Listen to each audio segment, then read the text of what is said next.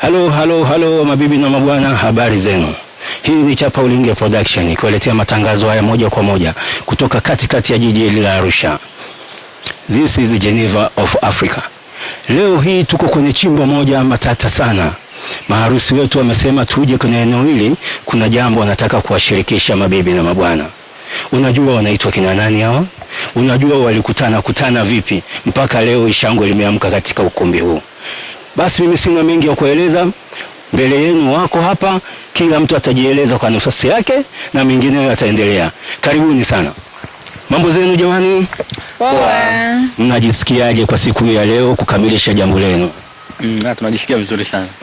Kabisa. Okay, sasa tuanze na nani hapa anaweza kajieleza kwa kifupi, yeye anaitwa nani? Tuseme ladies first au tunaanza kiafrika zaidi? Ladies first. Ladies first. Okay. Wacha tuanze na bibie. Bibie, mambo yako? Poa. Habari ya wewe? Salama. Unajisikiaje? Najisikia vizuri sana. Okay. Wageni walikuwa wangependa kukufahamu kwa majina, sijui unaitwa nani? Naitwa Judith Theophil Christopher. Bi Judith Theophil Christopher. Judith Theophil Christopher. Vipi kwa siku ya leo kufika katika hatua hii ya ndoa takatifu? Sijui unajisikiaje? Najisikia vizuri sana na napenda kumshukuru Mungu sana kwa hatua hii na siku ya leo ambayo tumeifikia. Haikuwa rahisi, sio kwa nguvu zetu, sio kwa akili zetu, bali ni kwa neema ya Mungu. Kwa hiyo tunamshukuru Mungu sana na ninafuraha sana sana sana. Okay, unaweza kutueleza kwa kifupi toka hili jambo umepata kuliwaza mpaka leo, saulo mpaka leo limekuwa jambo kamilifu?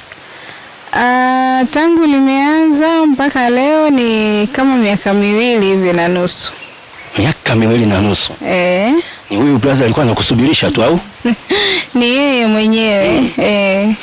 Hatimaye leo hayau yamekuwa. Una neno gani kwake?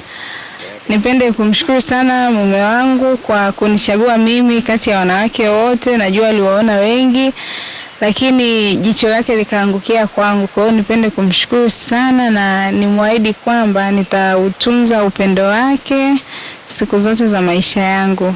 Nakupenda sana. Asante sana. Okay, vizuri sana. Ulikotoka bila shaka kuna vijana wengi walibishabisha hodi kwako, lakini hawakuipata hii bahati. Unaweza kutueleza kwa kifupi nini hasa umekiona kwa huyu kaka hatimaye ukasema hapa nimeishiwa pawa? Kikubwa nilichokiona kwa huyu kaka ambacho kilinivutia na kunifanya ni kubali kuwa naye mpaka kufikia hii hatua ya leo. Kwanza ni mwanaume wa tofauti sana, ni kaka mpole, mnyenyekevu, mwenye busara. Ni kati ya wanaume wachache sana ambao wanajua kushuka pale ambapo akiomba msamaha. Unajua kwa tamaduni za Kiafrika inakuwa ni mwanaume inakuwa ni ngumu hata akikosea au kimkosea yeye kushuka na kuomba msamaha, lakini huyu kaka yeye ni tofauti sana. Anajua kushuka pale anapokosea, mke wangu naomba nisamee. Kwa hiyo hicho ndio kilichonivutia zaidi. Yaani mpole, mnyenyekevu, hana mambo mengi. Bila shaka kuingia katika hii hatua ya ndoa takatifu na huyu mume wako, lengo hasa ni kupata watoto. Uongo? Kweli. Iwapo Mwenyezi Mungu atakujalia uzao mama, ungependa kuwa na watoto wangapi na huyu baba? Iwapo Mwenyezi Mungu atatujalia uzao, ningependa tuwe na watoto 4. Kwa nini 4? Kwetu sisi nimezaliwa peke yangu, mimi niko peke yangu. Kwa hiyo nilitamani kwa katika kizazi changu mimi ni at least nikuze ukoo. Okay. Jambo jema sana. Unapenda sana jinsia gani wewe ije katika familia yako? Mimi napenda jinsia zote mbili. Kike na kiume napenda zote zije. Bila shaka ulikotoka umeacha wazazi wako pale, ndugu jamaa na marafiki. Kwa wakati huu ukiambiwa utoe neno moja la shukrani, utaanza kutoa shukrani kwa nani na nani hasa? Kwanza kabisa nipende kuwashukuru wazazi wangu, baba na mama yangu kwa kunileta duniani, lakini pia kwa kunilea mpaka hapa nilipofikia, kwa malezi yao, matunzo yao na kila kitu ambacho walikifanya. Kwa kweli ukiangalia siwezi kulipa hata robo ya kile alichokifanya. Kwa hiyo mimi nipende kuwashukuru sana sana sana. Zaidi naombea baraka za Mungu, Mungu awabariki sana na azidi kuwapa maisha marefu, wakayaone mafanikio yetu, wakaione future yetu ambayo inang'ara mimi na mume wangu huko baadaye. Lakini pia nipende kumshukuru shangazi yangu kipekee sana, pacha wa baba yangu Bi Theophilda Christopher, kwa kunilea na kuniweka katika malezi mazuri mpaka hapa nilipofikia. Pia namwombea baraka za Mungu, Mungu amtunze, Mungu amuweke, pia na aje kuona mafanikio yetu huko mbele.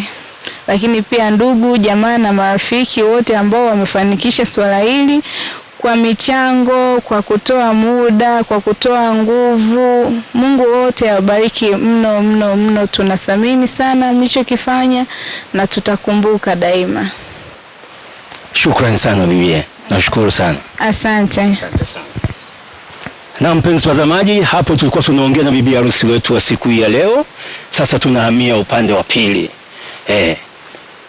Wacha tuende tukamsikie huyu baba naye analipi la kutueleza. Bwana mkubwa, habari za leo? Kwema kabisa. Mambo yanakwendaje? Mambo yanaenda vizuri, nashukuru Mungu. Hongera sana kwanza kwa kufikia hatua ya leo. Asante sana, sana. Ndio. Wageni waalikwa wangependa kukufahamu majina yako kamili. Sijui unaitwa nani ndugu? Kwa majina kamili naitwa Prince Roland Mwaliambi, kwa jina lingine wananiita Mengo. Mengo. Mengo. Hebu tupe nani sasa, wewe unapenda hana jina gani lilo linatumika? Mimi jina langu nalipenda sana ni Mengo, kwa sababu Mengo ndo jina la nyumbani wananifahamu Mengo. Prince la shule. Yeah. Sawa, vizuri sana. Vipi kwa siku hii ya leo umepata bahati ya kundoa, unajisikiaje kwanza? Kwa kweli najisikia furaha sana na najisikia kufarijika mno. Sana kabisa. Ndio.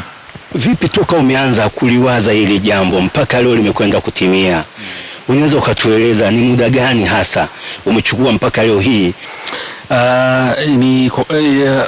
Toka ni siku nyingi, lakini nimekaa chini nikafikiria, na mwanamke ninayempenda sana na ninayempenda Mungu na ninayemjua Mungu, basi nikasema Mengo, kwani haina haja ya kusubiri tena. Mungu amekuletea mke ili uweze kuzidi kumtumainia yeye, basi nikasema nichukue hatua hii nzuri sana. Ndio. Bila shaka vijana wengi wanakuwa na ndoto kwamba siku moja Mungu akija kunijalia nipate mke wangu, huwa wanawaza ile aweje. Vipi kwa hapo ulipofika mzee? Ni zile approach zako zilikuwa zinakutuma akilini kwako kwamba mke wangu aweje, au ulifika tu mahali ukasema nabadilishia tu gili angani litakalo kuwa naliwa? Kwa kweli viboksi vyote ametiki viboksi vyote. Sababu sikutaka kuangalia kitu kingine chochote. Nikataka kuangalia mtu ambaye kwanza mna chemistry, watu ambao mnaendana, na basi akatokea Judith Christopher. Kwa hiyo ni ndoto yangu ndio ilikuwa hiyo, mtu ambaye mnaheshimiana, mtu ambaye mnaendana kwa namna nyingi. Kabisa. Bila shaka huyu Judith, kwa mara ya kwanza ulimuona, unaweza ukatudokeza kwa kifupi na wapi ilikuwa na ni mwaka gani? Ilikuwa mwaka 2022. Wapi huko? Ilikuwa chuo UDOM. Mimi nimemaliza UDOM na yeye amemaliza UDOM pia. Huyo mahaba yalianzia chuo. Yalianzia chuo. Created by God. He who finds a wife finds a good thing. JDB play Willie ball and I lane some saxophone. It's our happy day.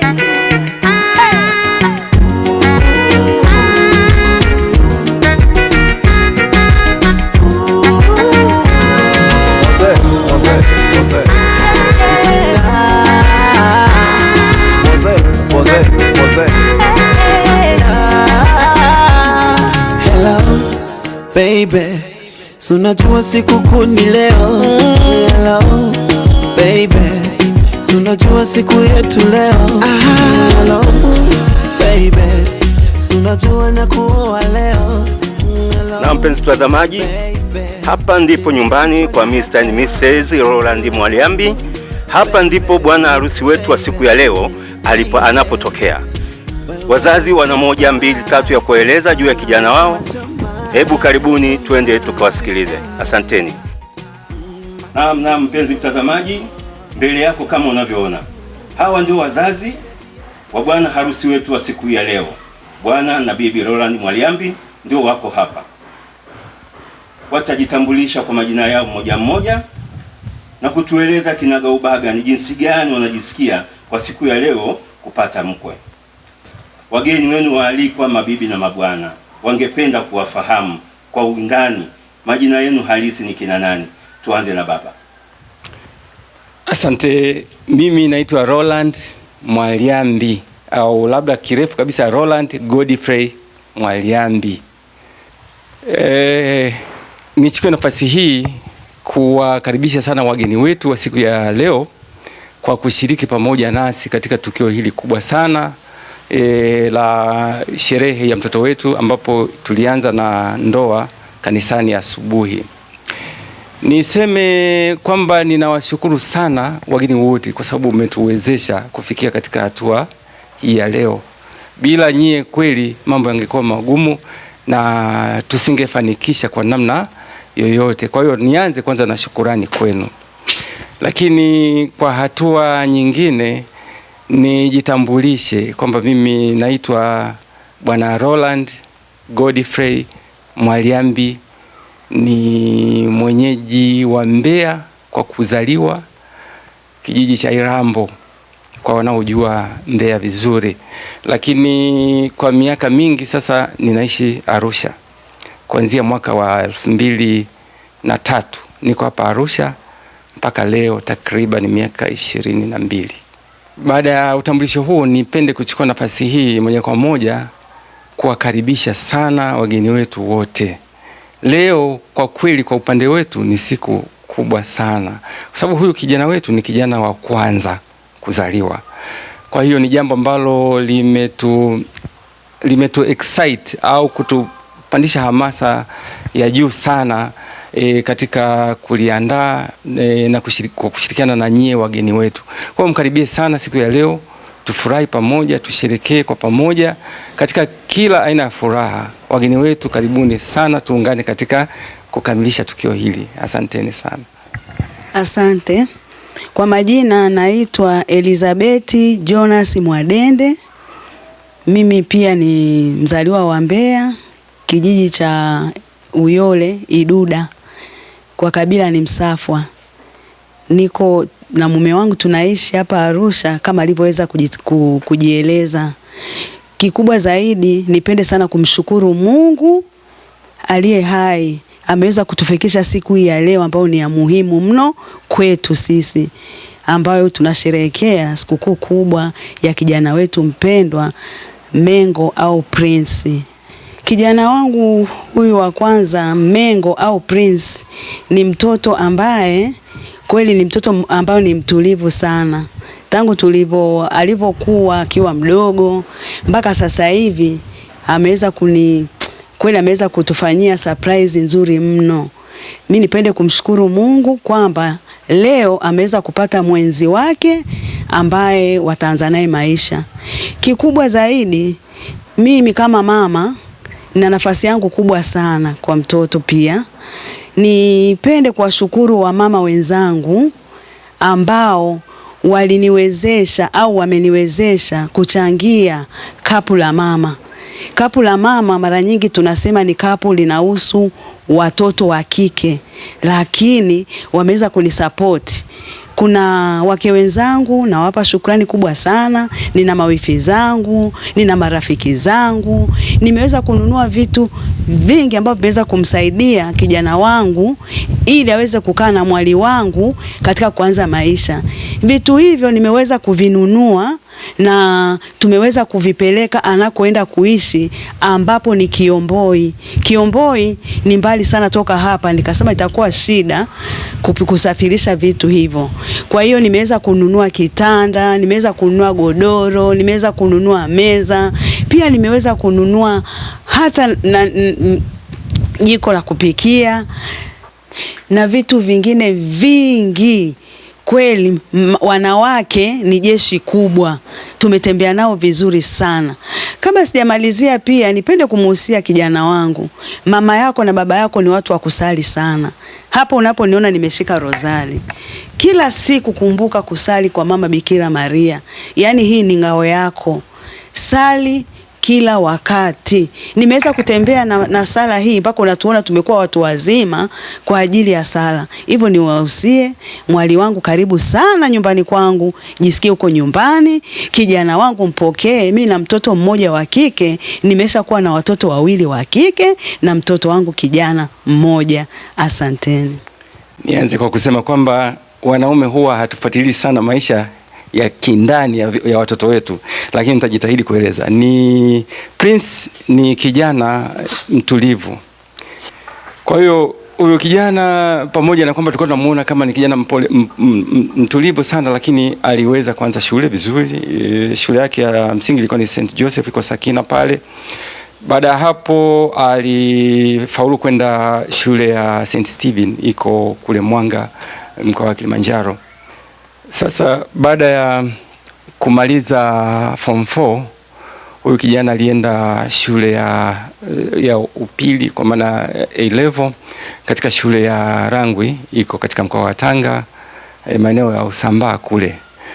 Baada ya shule alienda moja kwa moja chuo kikuu, chuo cha UDOM Dodoma pale, akasoma kozi inayoitwa psychology in education education in psychology. Akasoma ile kozi vizuri. Kwa hiyo tunaweza kuona kabisa hapo kwamba amesoma ualimu lakini na saikolojia.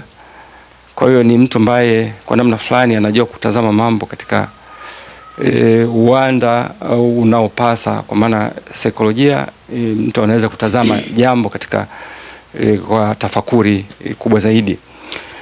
Neno kwa kijana wangu, mimi labda niseme kwamba namuomba tu aige maisha ya kwangu na ya mama yake.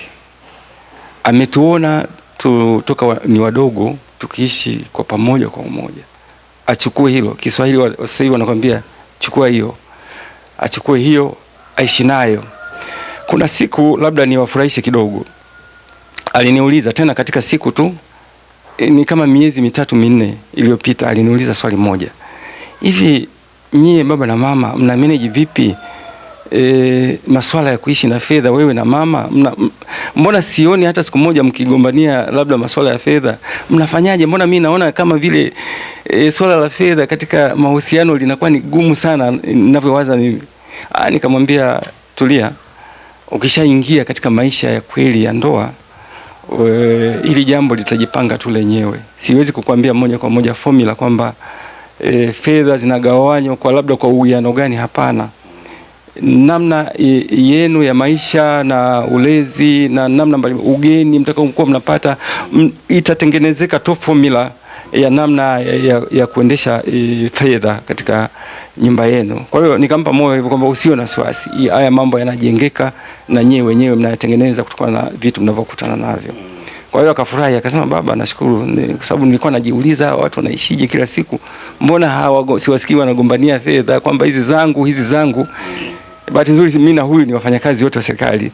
Sasa hajawahi ku experience kweli kwamba labda tunasema bwana mimi sinunui hiki, wao wanakuta vyakula tu ndani vipo, shule wanasoma hivyo mpaka wanafikia hatua hizo. Kwa hiyo wameona kama vile tunaishi smooth, lakini hawajui kinachoendelea ndani. Kwa hiyo ni muombe Mungu tu awape maarifa katika kukua kwao, hasa katika maisha ya ndoa, waweze kupata busara nzuri ya kuendesha maisha na fedha na mambo mengine yote ya kifamilia katika hali ya maelewano mazuri kabisa. Lakini pia kama alivyoongea mama, nipende kumshukuru Mungu sana kwa ajili ya tukio hili la leo, lakini pia kumkaribisha huyu mwali ambaye ameingia katika nyumba yetu. Kama alivyoongea mama, tulikuwa na mtoto mmoja msichana ndani. Kwa bahati mbaya leo watu hawatamuona kwa sababu yuko form 4 anafanya mtihani ndani ya mwezi huu wa 11. Kwa hiyo kwa bahati mbaya sana hataweza kuhudhuria ili tukio la kaka yake. Kwa hiyo kwa hayo machache mimi Sema asante sana. Nashukuru. Kimejaa maneno ya kushukuru. Ashukuriwe Mwenyezi anayeketi katika patakatifu. Usiku mchana, mwanzo wa mwaka mpaka mwisho wake. Ni Mungu aketiye juu anayenilinda. Midomo yangu itaimba maneno ya kushukuru.